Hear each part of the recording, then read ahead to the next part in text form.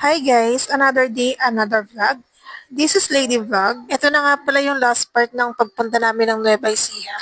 At nang makarating na nga kami dito sa may arko ng Gabaldon, nakapag-desisyon nga kami parehas na dumiretso na ng Dingalan Aurora. Gusto kasi talaga namin masulit yung pagpunta namin ng Nueva Ecija. At bago nga kami nagpunta ng Nueva Ecija, nakapag-search na nga pala ako sa Facebook kung saan kami pwedeng pumuntang beach. Hindi mo talaga aakalain na sobrang ganda pala nito sa personal. Wala talaga kaming sinayang na oras kasi ngayong araw din ang pag-uwi namin ng Bulacan. Ang dami ko kasi nakikita mga vloggers na nagpupunta talaga ng Dingalan. Kaya nga sobrang saya ko nang sa wakas mapupuntahan na namin yung Dingalan. O diba, from Bulacan nakarating ng Dingalan Aurora. Ito rin nga pala yung first time na bumiyahe kami ng sobrang layo.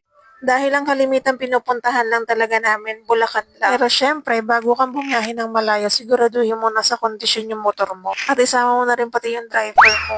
Marunong din naman ako mag-drive kaso hindi ako sanay sa malayo ang biyahe. At isa pa sa mga dahilan ko, wala akong sariling lisensya. Ang kagandahan lang dito sa Dingalan, bukod sa magandang tanawin, yung daanan nila dito is wala kang makikitang lubak-lubak. Hindi ba kagaya sa Bulacan, di ba? At tuloy-tuloy lang talaga yung magiging biyahe mo dito. At ayan nga, naabutan na kami ng sikat ng araw. Siguro magsa 7 a.m. na ng mga oras na to. At maya-maya nga nakakita kami ng magandang spot. Kaya nag-decide kaming huminto man saglit dito.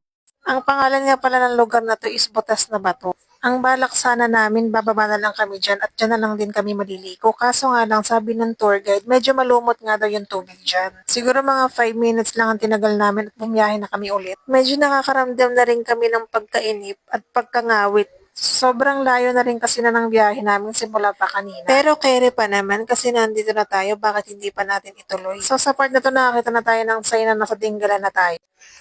Dito rin sa part na to, marami kayo makikita mga private resort. Kaya kapag nagpunta kayo rito, marami kayo mapagpipilian. Pero kung ako sa inyo, mas maganda yung may spot na talaga kayong pupuntahan para iwas kain na rin sa oras. Sobrang nakakamangha talaga kapag nakakita ka talaga ng dagat. Maya-maya nga lang at nakarating na kami sa pupuntahan namin. At dito pa nga lang may magtatanong na sa'yo kung saan ka nakabook na resort.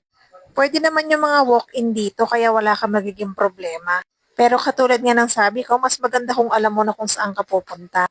Dito hinahanap na namin yung paparkingan namin. Syempre may bayad din ng parking dito.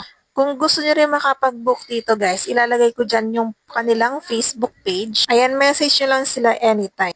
At pagkatapos nga namin mag-parking, dumiretso na kami agad dito. Wrong timing nga lang kami ng mga panahon na to kasi sobrang lakas ng alon, pati na ang hangin. Pero hindi na masama kasi na-enjoy naman namin yung pagpunta namin dito. At maya-maya nga lang nag-decide na kaming maligo agad kasi hinahabol talaga namin yung oras kasi uuwi din kami ng Bulacan. Medyo nakakatakot lang talaga yung alon niya kasi sobrang lakas talaga. May tendency kasi na tangayin ka tapos di ka pa marunong lumangoy. 20 to 30 minutes lang kami nagtagal dito at nag-decide na kami agad umuwi. Ito nga pala yung sinakyan namin papuntang mismong beach.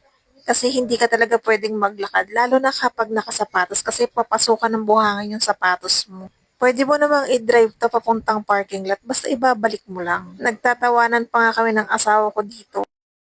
Bago na po kami sideline.